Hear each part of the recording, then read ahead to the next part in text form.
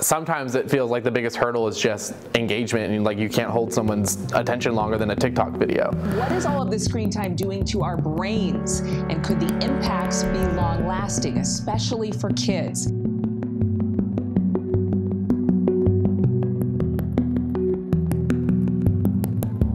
This year, I think the most taxing thing for me, I guess that's negatively impacted, is like the amount of apathy, or just like the general lack of caring about things, from just not finishing assignments to like not participating to, I don't know, like just the way they talk to their teachers and stuff. I just find it bizarre. Sometimes the respect levels cross quite frequently, and teachers are human. We have feelings. As much as like we're an adult and we're your teachers, like we still get affected by some of the things that are said to us. I think what makes it hard is sometimes as a teacher when you see potential and then you don't see kids reach for it. Like every adult, you know the hard lessons are coming and you're trying to like help them learn to navigate them better, and they don't want to listen and they don't appreciate it, which I'm sure they don't do to their parents either. One of my biggest frustrations with students is the excuses and the lack of effort. It's discouraging for me and it's exhausting for me. Constantly thinking about what can I do to make my lessons better for them? How can I make sure that they're getting what they need? And then that doesn't stop the second that I walk out my classroom door. It was just rudeness, apathy, and defiance. I think it was just like what really set me off. I see a lot of kids get frustrated and not know how to handle their emotions. I also think that their filters have kind of gone away a little bit. Appropriate language and behavior in the classroom versus when they're hanging out with their friends, that wall has kind of come down a little bit. Maybe it was that critical period from the end of middle school to the beginning of high school where that maturing process didn't really occur because they weren't around their peers like they normally would be. I feel like I'm teaching life skills more in a way of how and when to behave in certain ways. I just listened to somebody say they had a kid who was screaming and throwing a fit and having, why? Something happened. Something happened to that student that's causing that outburst. And maybe your space isn't the space they need at that moment. I realized how much human connection means when you're in person. Like you teach something and then you ask a question and there's just no one responded and it was just all black screens. Failure rates were high.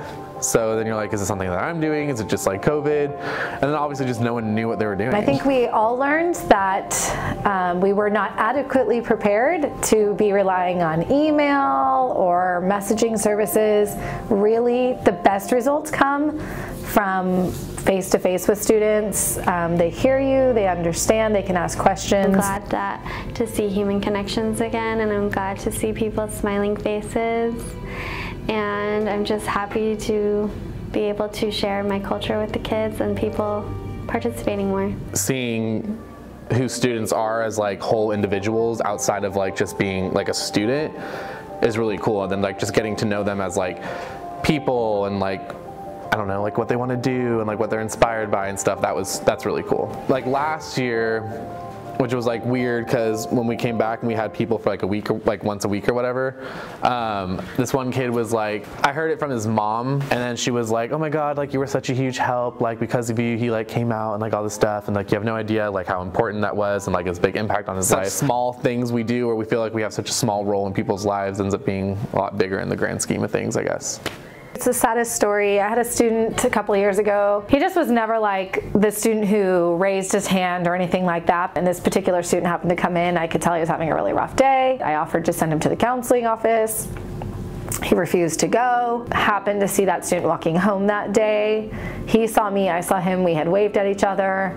Later that night, he unfortunately took his own life. I had to tell my 6th period class the day after what happened, and that definitely was the most challenging thing I think I've ever had to do in my whole entire life. That was the worst discussion I've ever had to have with anyone about anything. So to hear that the next day, right, plays the blame game on a teacher emotionally, because maybe I shouldn't have said, do you want to go?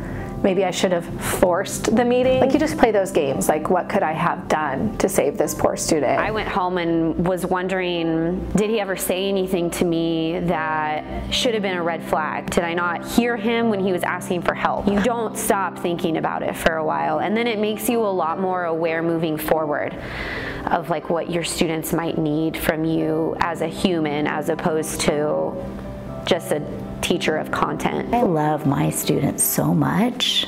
The thought of losing them at such a young age, so hard, because they're my kids. And somebody will be like, wait, are you talking about your own biological children? Or are you talking about your students? And so they're just my kids. My students are my kids.